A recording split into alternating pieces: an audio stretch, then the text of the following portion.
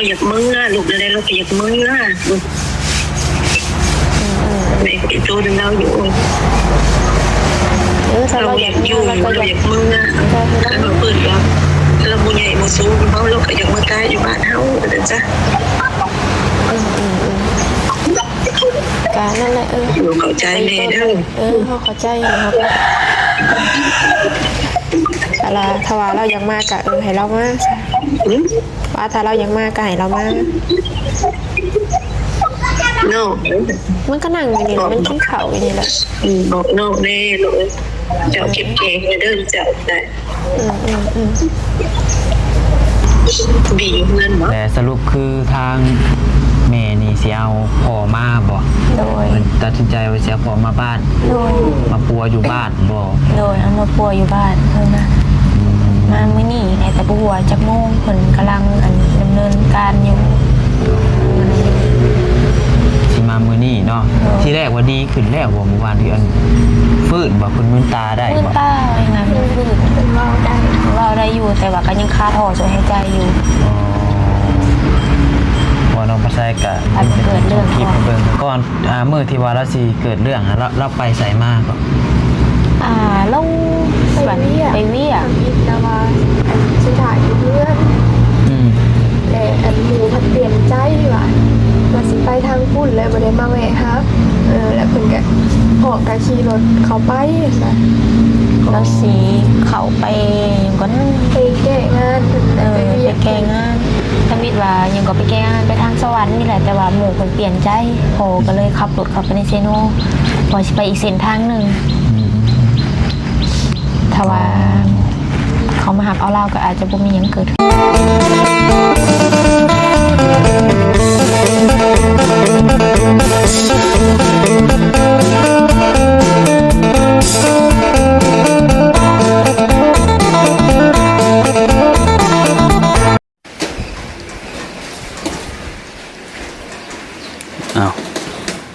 มาพี่น้องเอ้ยเปิดภาพมากกับฝนตกย่อยแสะพี่น้องเอ้ยเนาะโพดโพมาหอดบ้านแล้วกับฝนตกรินตกห้ำพี่น้องเนาะบ่เศร้าจักเถื่อพี่น้องเอ้ยไปใส่มาใส่กันยากลำบาก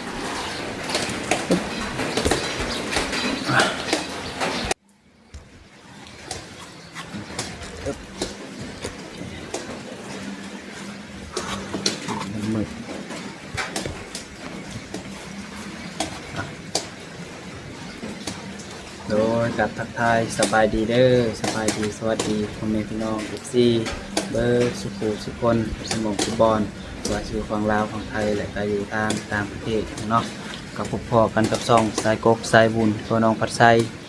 อีกแล้วพี่น้องเนาะพบพอกันกับน้องพัดไซมื้อนี้ก็อยู่เรือนพี่น้องเนาะที่แรกว่าสิเดินทางไปมุกดาหารพี่น้องแต่ว่าฝนตกพี่น้องเนาะตกเต็มคืนนี่พอดี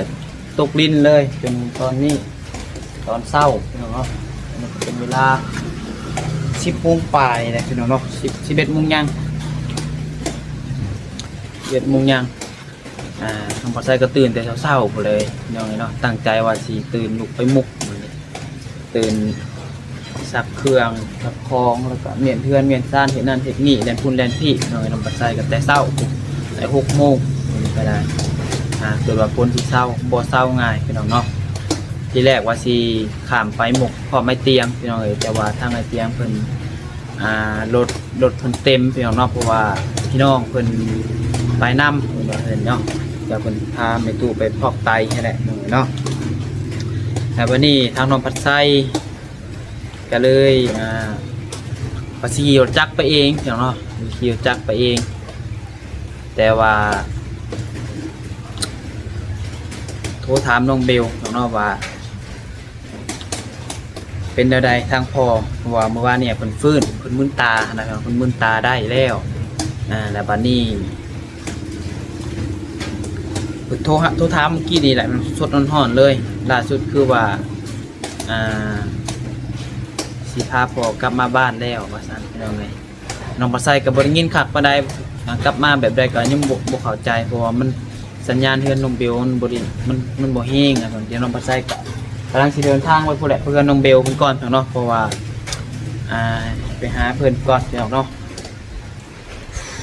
แต่งตัวแล้วเรียบร้อยได้พี่น้องเนาะแต่งตัวกำลังว่า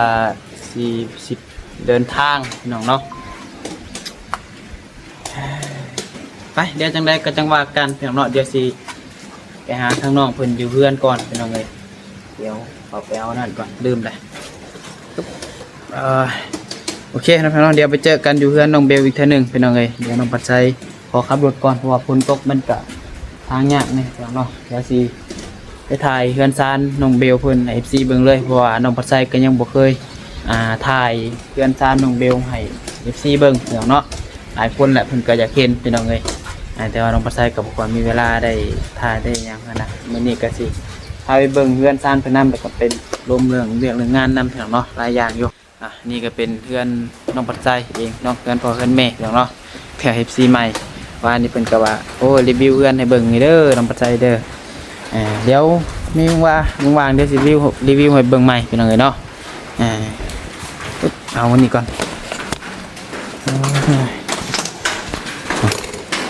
สบายแล้วเดี๋ยวนี้เนาะเมื่อกี้มีแต่น้องปัดใจถูเดี๋ยวนี้น้องชายใหญ่เลยเพิ่นซอยเอาขนมก่อนเป็นทูเพื่อนพี่น้องเลยนี่ขนมไปแหมในข่าวก่อนให้ฟังเมย์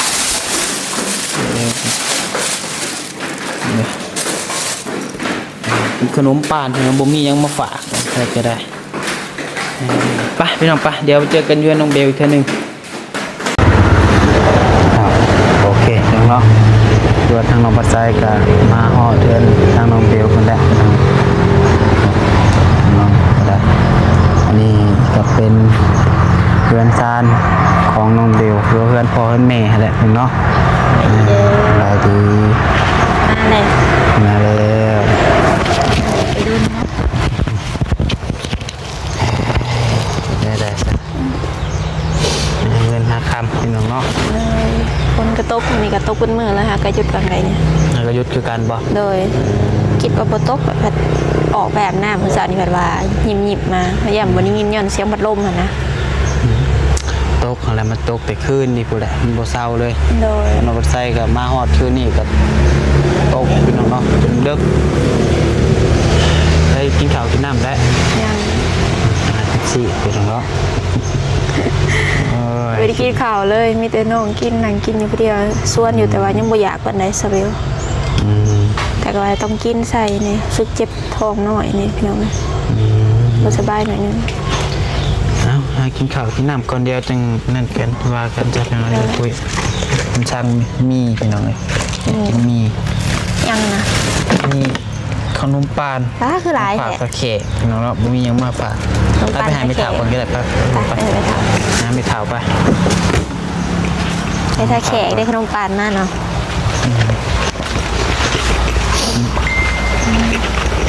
ห่อตั้งแต่จักโมงคืน8 โมงยังนี่แหละมันบริตัดออก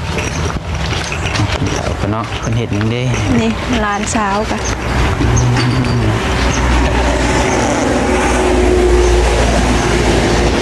แล้วมึงพี่ก่อนได้ถามเราพี่มาพี่นะเราเห็ดยังแปลงบัวก่อนนี่ยังแม่แปลงหัวมันเป็นยังหัวใครออกดูโคตรเลยเอาเนาะเละคือสั่งเลยเนาะเอื้อดเด็กถ่ายส่งไปถ่ายส่งไปโบถ่ายส่งไปเจ้าแหลนฝ่ามาพี่สั่งฝนตกมันมื่นใครแต่หัวบนออกถ่ายส่งเด้อลูกเด้อมื่นเนี่ยเป็นซีเมนต์ทางถ่ายลงส่งพญาตัวใหม่ตัวเตี้ยบอกมาแล้วแปลงหัวสิโอ้จุมาแก่นี่เป็นพอเถาไม่เถาใหญ่เนาะเพื่อนนี่แหละใครเข่าใครออกดูโคตรตูอะ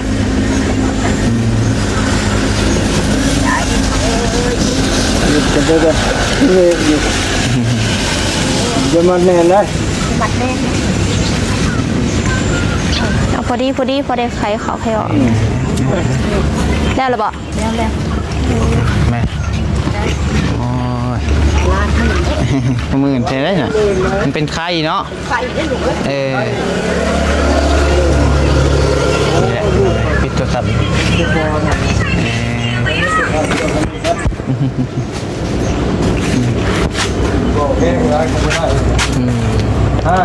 นี่ก็เป็นห่านไข่เครื่องเนาะห่านไม่เท่า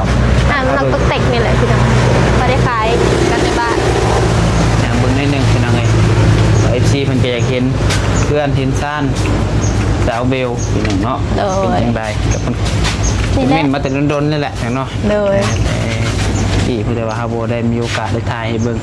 แมนในเฮือนสเบลกระติดกับหนาทางใหญ่เลยพี่น้องเลยทำเลก็ดีอยู่ทำเล ทางเลข13นี่แหละพี่น้อง เล เนาะ ยทางไปสวรรค์ ทางใหญ่เลย ติดกับ มา เล แต่ ย มุกดาหารก็สิเห็นเพื่อนน้องเบลก่อนพี่น้อง แม เนาะ น ผู้ใดมา ขมงหนาเข้ามานะลงปากเสาะปักเซก็ต้องผ่านทางสเบลอีกใครอยากลงใต้อีกอะถ้าว่ามาแต่หมุกอาหาร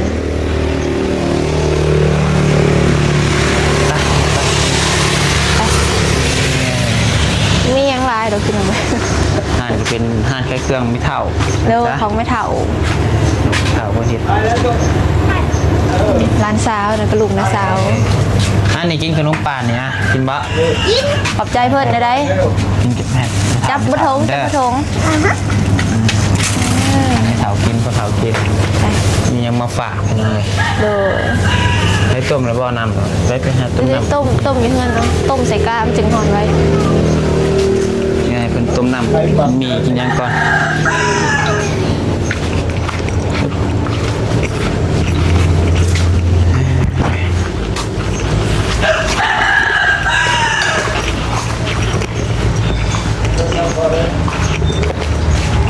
ได้ลูกหมดเงินมัดเลยนะตอนนี้เราตื่นเมื่อวานเลยนี่แต่เราอยากมื้อลูกได้เราก็อยากมื้อ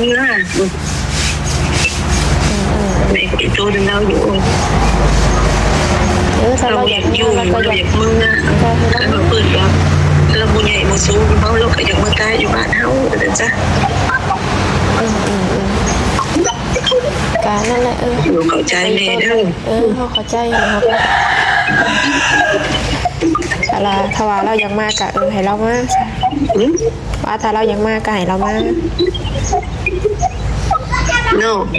มันก็นั่งอยู่นี่แหละมันกินข้าวอยู่นี่แหละ บอกโน่แน่เลยเจ้าเก็บเก่งเด้อเจ้าได้บีอยู่เงินเนาะ ใช่กิน ถ่ายคลิปอยู่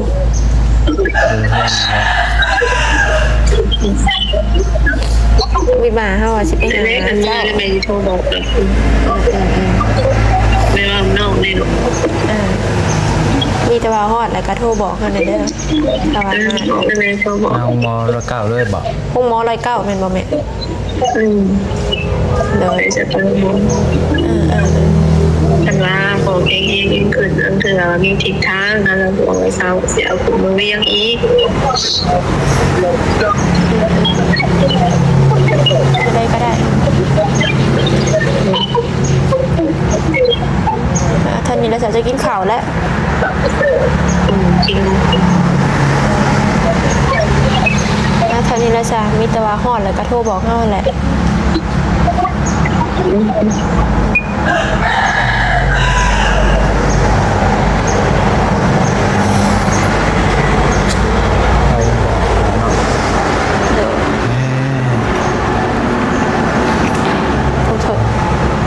เห็นยังบอกหมื่นบ่ ได้ต้มแล้วบอก เดี๋ยวมาต้มก่อนหากระเย็นน้ำทิพย์ ก่อนก็ได้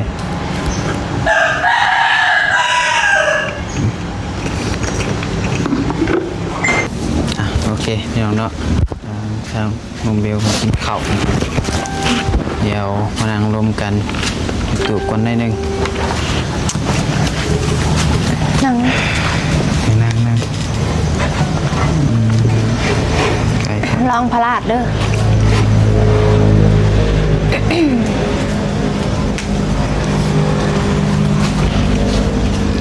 ได้ปะ สบายดีเด้อสบายดี ได้เด้อ เดี๋ยวอันนี้จะเป็นน้องสาวเพิ่นเนาะ เลยนั่งได้ปะ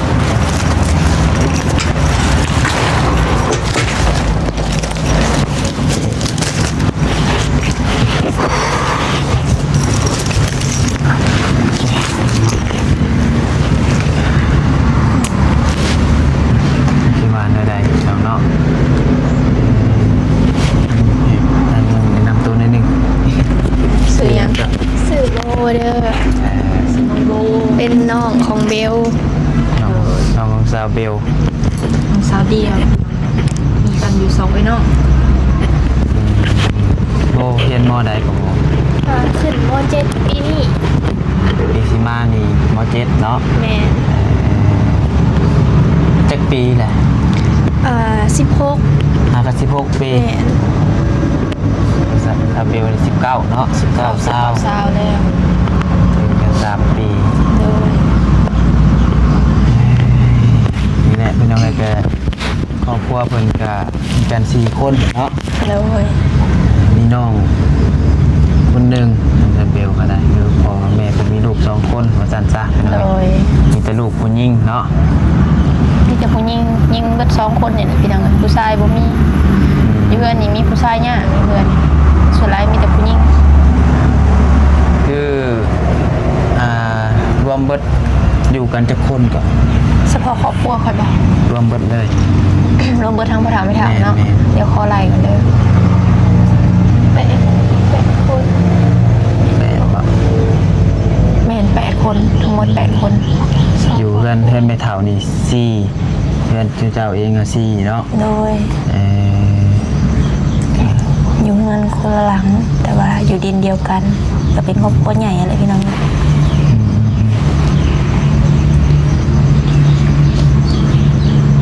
ที่แรกว่าน้องปัดทรายว่าสิเดินทางไปมุกดาหารกับทางน้องเบลเพิ่นนั่นแหละพี่น้องเอ้ยว่าสิไปพอไม่เตียงแต่ว่าทางไอ้เตียงก็เพิ่นพาพี่น้องเพิ่นมาแต่ไทยเพิ่นมาอยู่บ้านแล้วบัดนี้เพิ่นสิกลับลงไทยคืนเพิ่นก็เลยรถเต็มก็เลยว่าบ่ได้ลงพี่น้องเอ้ยแล้วบัดนี้เพิ่นว่าสิลงแหละพี่น้องว่าสิขี่รถจักรลงไปจอดอยู่หัวอยู่ด่าน แต่ว่าทางเบลโทรหาแม่เนาะ โดย เป็นวันใดๆเนี่ยจ้ะ เมื่อเช้านี้แม่โทรมาว่าแม่สิเอาพ่อ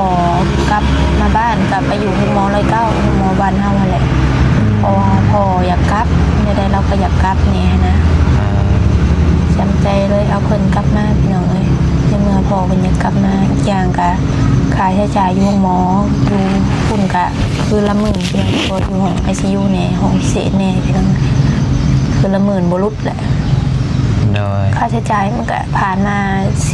ผ่าน5-6 มื้อเลยบ่ ตั้งแต่มือเกิดเรื่องวันหยังก็เพิ่น ที่วัน วั อาน ทิต ทิ ย์ ตย์บ่วันอาทิตย์มื้อนี้วันเสาร์แม่นบ่ โดย สิครบทิศได้ 16 เนาะ อาทิตย์แล้ว อืม อาการพ่อก็ยังบ่มีหยังดีขึ้นเลยนะ เพราะว่าเพิ่นเกิดอุบัติเหตุวันอาทิตย์ตอนแรงเนาะ โดย ตอนนั้น ง่ายๆก็ตอนประมาณ9 โมงเกิดเรื่อง 8-9 โมงประมาณนั้นเพราะว่าตอนนั้นน้องปัดไซยังอยู่ผู้แหละอยู่หลองแจ้งผู้แหละพอดีเข้าห้องมาแต่เวียกมาเรียนเจ้าพรเข้าห้องอาบน้ำอาบในแล้วพอดีทางน้องเบลโทรส่งมาบอกว่าพอเกิดอุบัติเหตุจนตกใจนี่แหละพี่น้องเนาะจนมันเห็นยังบ่ถึกน้องปัดไซก็ได้ว่าสิมาแต่มือนั่นกับมันคนทางพี่น้องเนาะคือ FC เห็นพี่น้องเลยมันยากหลายอย่างหลายแนวนะก็มันพอดีกระเทินกันสิให้อ้ายเพิ่นออกมาส่งกะมันทางภูพานะ100 กว่ากิโลทางเข้าไปฮะจากทางใหญ่เข้าไป แต่ว่ามัน100 กว่ากิโลทางสบายกับทางขึ้นภูขึ้นพามันต่างกันพี่น้องเอ้ย โดย มันใช้เวลาเดินทาง 4-5 ชั่วโมงที่จะออกมาวิทย์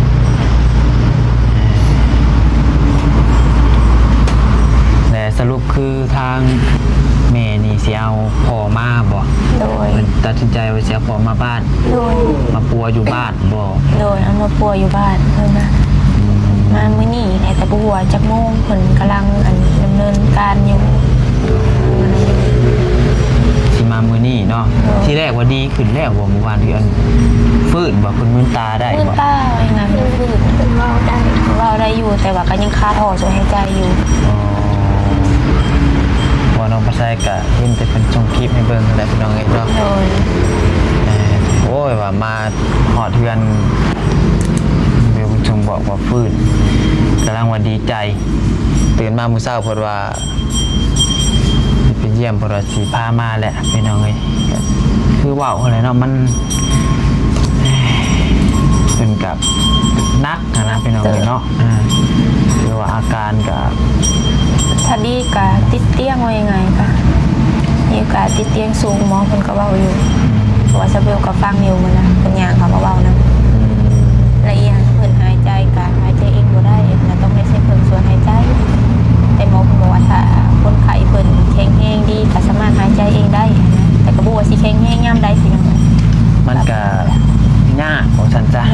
ยากที่ว่าเพิ่นสิเปอร์เซ็นต์ที่กลับมาเป็นปกตินะพี่น้องเนาะน้อยเลยแหละเพราะว่ามันกระทบกระเทือนแฮงเนาะ โดย กระโหลกหัวแตกนะพี่น้องเอ้ยคอกระดูกคอเล่าว แถวหลังนอดสันหลังก็ยังก็โคตรบ่หรือกระดูกซี่โครงอย่างนี้แหละปอดก็ยังก็ปอดบวมปอดอักเสบบ่หรือหยังนี่ ปอดน้ำท่วม ประมาณนั้น น้ำท่วมปอด น้ำท่วมปอด ตรงนี้แหละให้อัน ก็ ต หลาร าย ย อย่างเพราะว่าแต่ขาหัวลงมากระโตนี่คือตีงบ่ได้เลย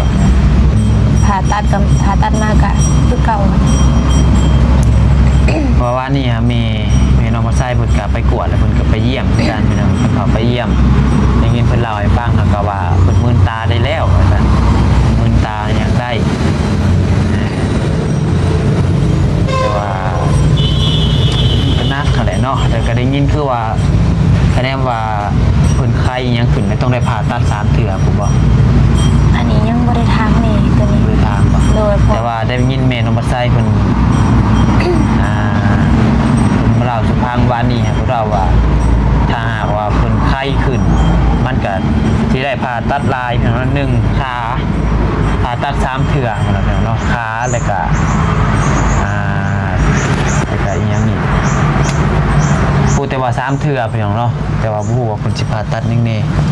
เพราะว่าซาเบลบ่ได้ติดต่อหาแม่บ่แม่หยังได้พี่น้องมันติดต่อกันยากเพราะมีซาเบลแล้วก็อยู่ฝั่งไทยเนาะ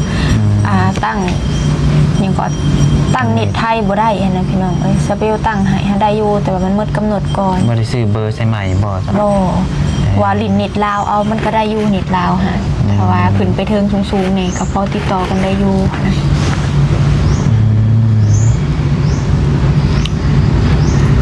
ค่าใช้จ่ายไปจักมือก็ 2-3 มื้อเบิดเท่าใดก็ อันนี้บอก มันเป็นแสน เป็นแสนกว่า ราคากวดหันกวดนี้น้ำคายา ตั้งแต่มือไปเนาะ เหยียบแสนพุ่นแหละ ตั้งแต่มือข้ามไปมุกนะเฉพาะค่ายาคาของที่เพิ่นนอนเท่าไหร่พี่น้องเอ้ยเบิดแสนกว่าบาท โดยถ้าว่าสิบ่กลัวหัน พอกะเรากะว่าง่ายๆก็เรากะบ่ฮู้นะเนาะว่าเราเป็นแนวใดพี่น้องเอ้ย โดย เราก็บ่อยากให้ยากแบบซั่นซะมีแต่ว่าผู้เป็นลูกก็ทำใจไว้แน่หั่นแหละสู้ โดยก็ทำใจไว้หั่นแหละตอนที่สิเอาพอขามไปหมกกะเราเข้าไปเนาะกลัวข่อยยังลงกับหมออยู่เลยเขาไปเบิ่งคอและถามว่าเป็นก็ไปบ่ไปหมกอาจจะเอาไปพุ่นได้เราหายเก่งหัวเราบ่อยากไป ตอนยังบ่ได้ยังบ่ได้ ถาม ค่ะ มุกหาเราก็ถามแล้วเราก็รู้สึกอยู่เนาะ รู้สึกเราเก่งหัวเราบ่อยากไปเด้เราฮู้ว่าเรายานลูกเมียบ่มีเงินเราเกิดใส่ลูกใส่เมีย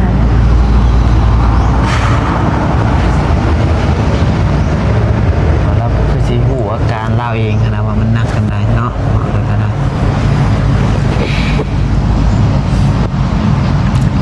ต้นไหนพี่น้องไงเห็นในคลิปในคุณทรงไม้เบิ่งลงไปใส่กันยังหายนำพี่น้องเนาะ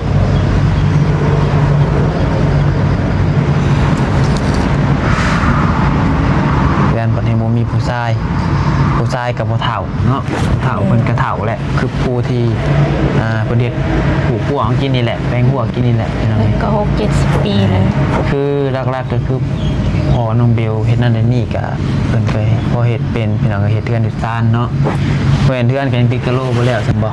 ยังบ่แล้วแต่ทางขอบมัน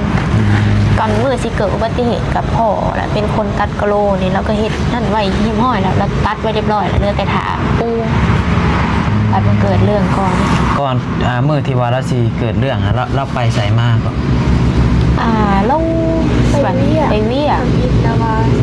สุดท้ายอยู่เพื่อน แต่อันหมูพัดเปลี่ยนใจว่าสิไปทางพุ่นเลยบ่ได้มาแวะครับแล้วเพิ่นก็ พอก็ขี่รถเข้าไปนะ แล้วสีเขาไปก็นั่น ไปแก้งานเพิ่น ไป ไปเวียก แก้งานทวิตว่ายังก็ไปแก้งานไปทางสวรรค์นี่แหละแต่ว่าหมู่คนเปลี่ยนใจพอก็เลยขับรถเข้าไปในเซโนพอสิไปอีกเส้นทางหนึ่งถ้าว่าเขามาหักเอาเราก็อาจจะบ่มีหยังเกิดขึ้น โนมายหาเราสิไปเวียกเนาะไปจอน้ำทำไมเพื่อน ไปแก้งานเพิ่น แก่งานเวียกเพื่อนเดินไปสั้นซะ ไปเวียกเพิ่นเด้ ที่แรกครับหมูว่าสิมาหับอยู่เพื่อน แม่นแล้ววันนี้หมู่บัดเปลี่ยนใจวันนี้พอซาเบลก็เลยตัดสินใจขี่รถเข้าไปในเซโนกลับไปหาหมู่หั่นแหละพอแล้วเวียกยังมาเนาะแล้วก็ขี่รถมาเฮือนปกตินั่นแหละไอ้ก็มาเกิดเรื่องก่อน พอมือนั่นหามือต่อมาตอนเศร้าเห็นทางมีอ้ายพี่น้องอ้ายรู้จักกันกับน้องไซแหละเพิ่นทรงบอกว่าบ่อนจุดเกิดเหตุนะเห็นเงินสะเต็มอยู่เนาะ แม่มื้อนี้เพิ่นก็สักอยู่ทางหน้าโทรศัพท์เพิ่นก็อยู่ทางหน้านั่นเลย ของพ่อซาเบล อยู่ทางหน้าบ่อนที่เราเกิดเรื่องนะว่าเงินหาลายตึกบ่จัง แม่เป็นโฮม ก็ร้ายเติบอยู่ยันเป็นเงินโฮมของพ่อซาเบลเองนะเพราะว่าพ่อซาเบลหาเราน่าจะอย่างก็ได้ปืนนี้ลูกเราและเมย์เลยน่าจะบ่อยากให้เมย์ฮู้เพราะจะได้กับเมย์บ่อยซื้ออยู่แล้วนะเราก็เลยหลักโกงเงินวันนี้นะเราก็เก็บเล็กเก็บหน่อยมากเก็บ10เก็บ20มากแล้วเราก็โฮมไว้เพราะเราอยากได้ปืน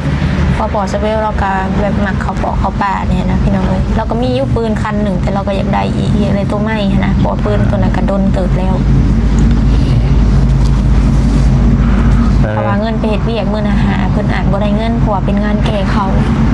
โตไปเวียกมื้อนั้นน่ะคือไปแก้งานให้เขาละ แม่นเพราะว่างานมีปัญหาเนี่ยอาจจะบ่ได้เงิน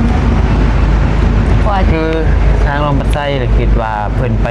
เวียกไปจอน้ำมาเลยได้เงินได้ค่ำมาได้ที่ว่าเพิ่นเห็นเงินสะอยู่นะ อันนั้นเป็นงานแก้นะคะไปแก้ให้เพิ่นถ้าว่างานเจ้าน้ำก็อาจจะได้แต่ว่านั้นเป็นงานแก้ไปแป้งน่ะจะไปแป้งได้บ่บ่แป้งอย่างอื่นนี่แหละมานี้ โอเคจ้ะขาดราศีจะนั่นเนาะ เลย เพราะว่ามันคือลายให้แล้วที่เจ้ากับพวกคนลูกกับสู้ๆทำใจไว้มันเกิดได้สักทีว่าเป็นบุญมาสำนัก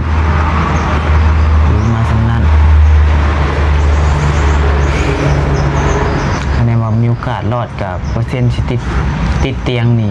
สูงเนาะ เลย ในการเพิ่นรอดก็ดีพี่น้องเอ้ยเนาะเอาก็เบิ่งแย่งเอาและเห็นได้สักในว่าเพิ่นรอดพี่น้องเนาะก็ภาวนา เลย เมื่อเกิดเรื่องก็โอ้ยนอนกับบ่รับนอนบ่ใส่ก็ได้จนแทบสิว่าบ่ได้นอนคือกันแหละพี่น้องเนาะ2 โมงตื่นขึ้นมา4 โมงตามทางน้องเบลเพิ่นนั่นนี่ไปเวียกก็จนบ่มีกระจิตกระใจถ่ายคลิปนะคือจงบอกนั่นแหละเฮาคิดหลายเลยพี่น้องเฮากังวลเรื่องนั้นเรื่องนี้แล้วมันเฮ็ดเวียกเฮ็ดงานก็จนบ่มีกระจิตกระใจเฮ็ดมีแต่ว่าทาเบิ่งมื้อนี้เนาะคุณว่าสิกลับมามื้อนี้เนาะ เลยกิจกรรมมันนี่แต่บัวฮอดจักโมงนะเพราะว่าซาเบลก็บอกว่าถ้าฮอดก็โทรบอกเฮาหน่อยเด้อแม่ซาเบลก็บอกว่าโอเคเนาะ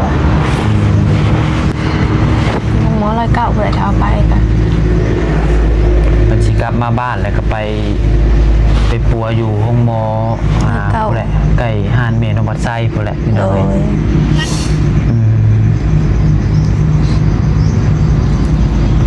โอเคจ้ะไปมีแต่ว่าเข้มแข็งสู้ เลย ๆมาแล้วพี่น้องเนาะแล้วเพิ่นมาพี่เขานะมียังพอนั่นเฮาก็เฮ็ดเต็มที่หั่นแหละเนาะเราสอนเต็มที่พี่น้องเอ้ย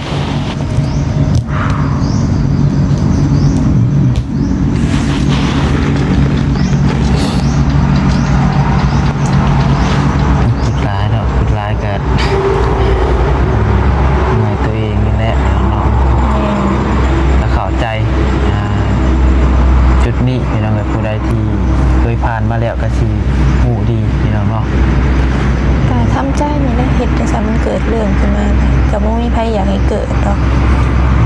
ก็บ่คิดว่าสิเกิดกับครอบครัวตัวเองอะนะ ก็เห็นแต่คน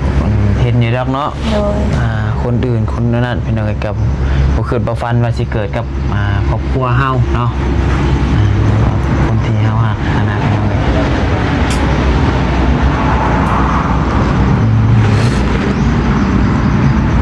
ไปได้แล้วจ้ะเพลงเป็นยังดอก โดย กลับมาไปนี่แหละบู ต้องนั่นแหละได้ดีเด้อ เดี๋ยวให้น้องเพิ่นแบบนำ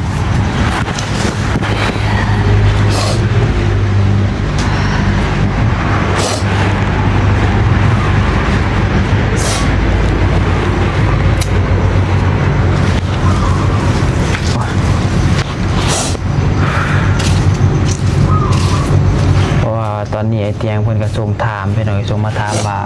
ทางน้องขามไปแล้วบ่มีใครสงสัยให้เพิ่นก็สิไปเยี่ยมนั่นแหละพี่น้องเนาะ โดย แต่ว่าน้องบ่ใส่เพิ่นบ่ได้ไปซันเดอร์พี่น้องเด้อหมู่แต่ว่าพังเบิ่งบ่พอเพิ่นสิมาฮอดพี่จังโมงเนาะเดี๋ยวเราก็จังว่ากันอีกเทื่อนึงพี่น้องเอ้ย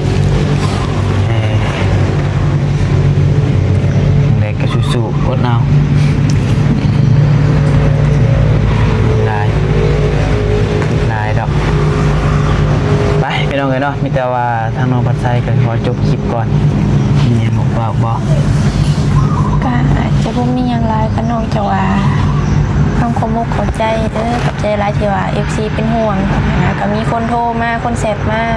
สู้ๆเด้อน้องเด้อก็บ่มีหยังหลายซะเบลกันขมุกขอบใจหลายที่ว่า FC เป็นห่วงค่ะ เป็นเพื่อนให้กำลังใจเนาะ โดย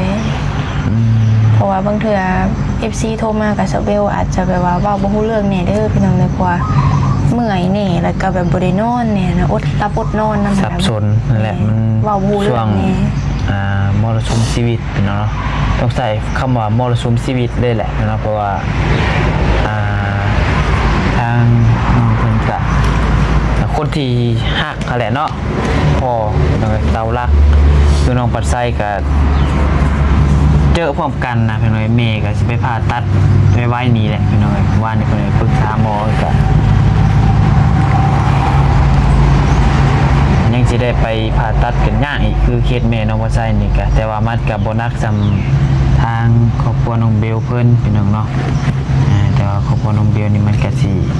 นักพี่น้องเนาะก็